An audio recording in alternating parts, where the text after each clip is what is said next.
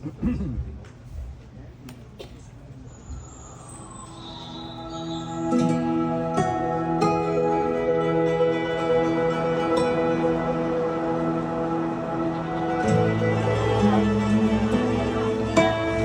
of our customers are really appreciative of contribution namin sa society. But on the other hand, meron din namang iba na hindi maganda yung view na sa tingin nila mining is bad.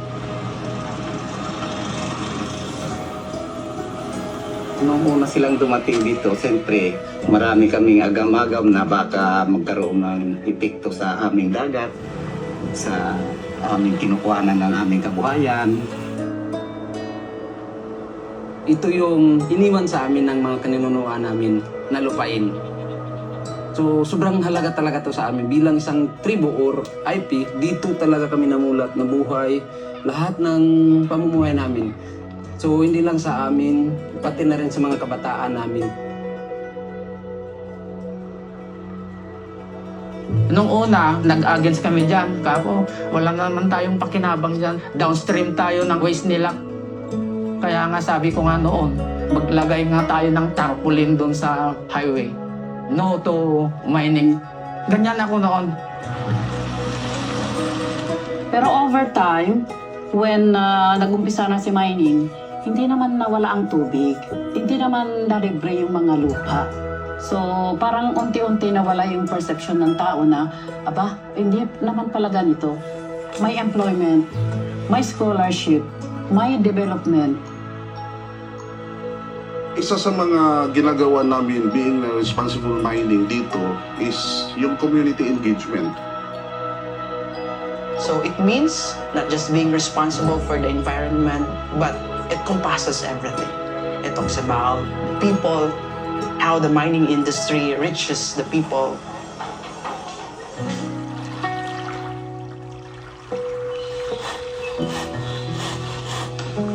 One big project that we have is to help small fishermen improve their livelihood. Yun ang pinakamaganda sa kanila dito. Lahat ng mga ginagawa nila, pinapaalam nila sa barangay council at saka sa amin sa PO para mapaipararating din namin sa mga tao dito sa barangay.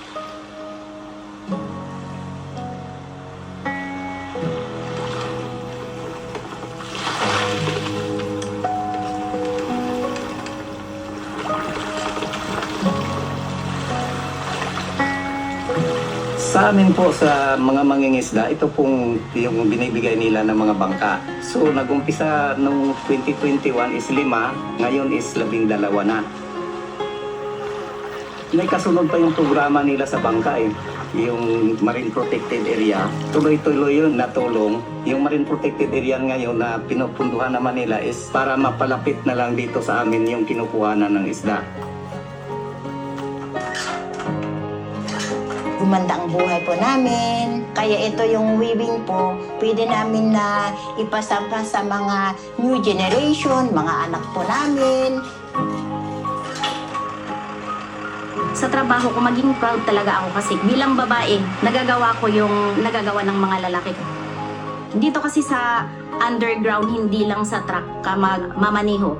Pwede kang mag-training din ng ibang equipment. 23% of our workforce are women, driving the point that this industry, our operations, as an example, have that space for women to also be empowered, to grow, and to develop.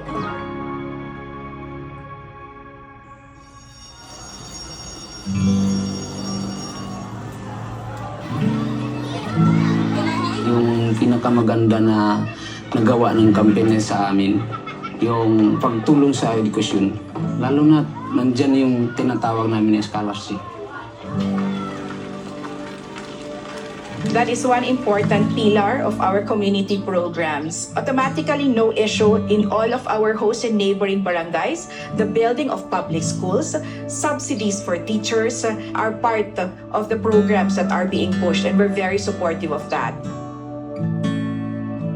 For us here in Claver, education is very expensive.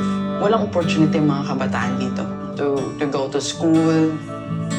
But when a few years ago, the mining industry opened this college assistance for Claverans, parang nabuhayan kami. Dati chalk and board lamang kami, wala kaming magagamit na mga technology equipment sa pagtuturo. Hanggang nanonood lang kami sa TV, pero dahil sa tulong ng mga mining industry, ay nakamit namin o naranasan din namin ang paggamit ng mga technology dahil binibigyan nila kami ng mga computers, laptops, desktops. Parang nakikita namin na hindi kami naiwan. Kasi mayroon ng engineer, galing sa company, tulong ng company, yung scholar. So, masaya.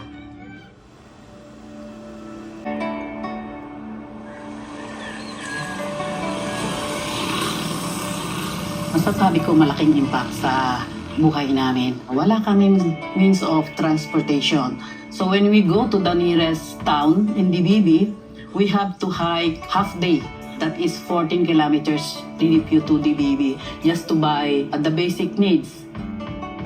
Meron po kaming mga programa dito sa mining company. Binibigyan po namin ng mga infrastructure, yung barangay. At the span of 10 years, maraming improvements. Mayroon ng high school, yung kalsada, simentadong lahat. Tapos yung mga tao, may trabaho.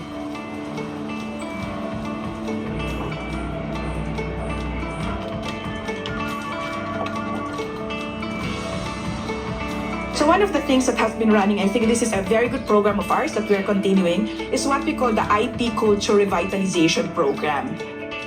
It is making sure that our indigenous peoples, whether they're called migrants, whether they're indigenous in other places but not in our communities, are able to still practice their culture and pass it on to the younger generation. Halimbawa yung pagsasayaw namin, tapos yung pag-awit namin, andun pa rin. Tsaka yung pagsalita namin. So, isa din yan, sinuportan din kami yan ng company.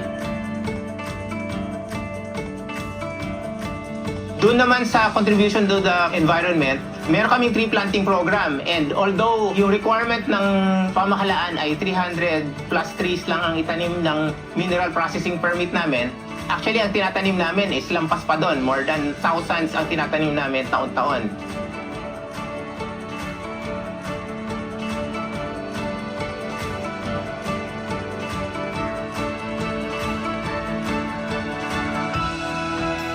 We also have several programs to protect the land because when you do mining, kailangang baguhin yung mga landforms dito sa ating operations.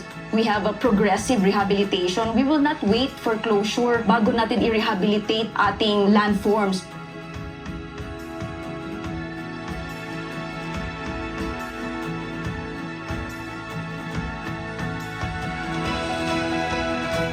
The mining history in the past, kaya nagiging negative yung perception ng mga tao dahil sa pinapabayaan yung mine site after mineral extraction.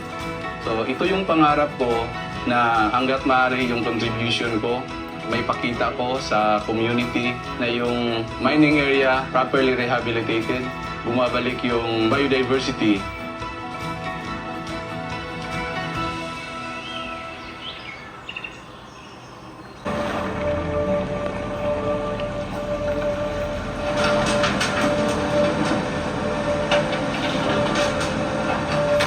The way to make sure that we will be sustainable and that our practices will continue is to make sure that we coordinate with government.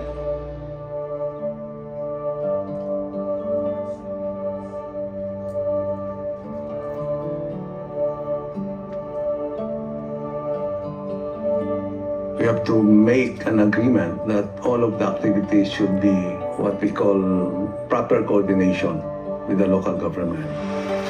If we could implement a good mining practices to promote a better future for community. Huwag nilang isarado yung mind nila, buksan nila, pakinggan nila kung ano yung pinapaliwanag sa kanila ng mining. Kasi ang mining hindi lang naman para yun sa ating barangay o sa ating bayan. Sa buong nasyon yun sa buong Pilipinas yun.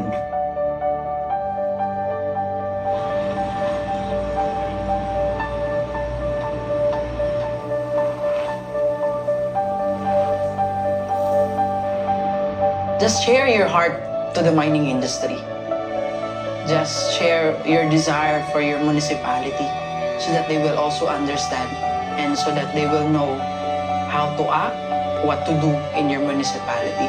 Importante lang, huwag lang tayong matakot na i-share kung ano yung nasa puso natin. And at the end of the day, the bottom line is to be able to make sure there's a better future, a brighter one, no? Not just for us, but for the next generation. So that to me is a brighter future. It gives hope, it gives courage that after the mine closes, marami na pong nakinabang, marami na pong nakapag-aral, marami na pong nakapagtapos, and at the same time, we mitigate our impacts to the environment and ensure sustainability through progressive and final mine rehabilitation.